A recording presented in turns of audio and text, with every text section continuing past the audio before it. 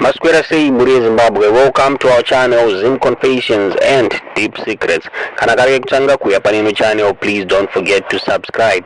Kana wagara subscriber, don't forget to share and comment on this video.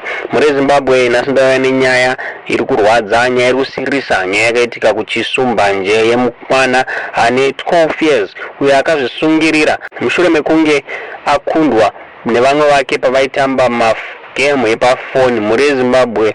Inyaya iri kunzwisa tsitsi, nyaya iri kusirisa. Mwana ane 12 years muri Zimbabwe kuzvisungirira here muri Zimbabwe. Maitiro akaita nyaya ari kunzi amai vevana ava vakasiya vana vari 3 vachitamba magame yepafoni, amai vachienda kurwizi vachinowacha muri Zimbabwe. Saka vari kunzi vana ava vakasiya vachitamba magame.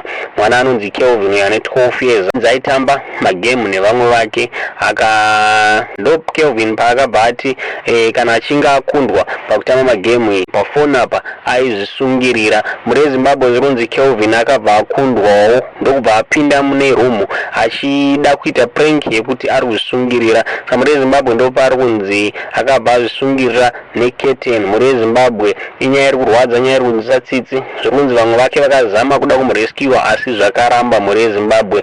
Saka nyaya iyi inyaya iri kurwadza, nyaya iri kunzwisa tsitsi muri Zimbabwe kuti mwana ane 12 years muri Zimbabwe akanga apindwa nei nai muri Zimbabwe. Tinoti mukugara nevana vako muri Zimbabwe ngatichenjerere zvatinodzidzisa vana nezvatinoonesa vana muri Zimbabwe, especially mamovie aya vanhu vanenge vachisungirira muri Zimbabwe. Vana vadiki ngatisaonekwe tichivaonesa zvinhu zvakadaro, vasaonekwa vachidzidzira muri Zimbabwe zvinhu zvakadai. Inyaya inorwadza, nyaya inosirisa muri Zimbabwe. Tiudzei zvamuri kufunga mucomment section munyaya iyi.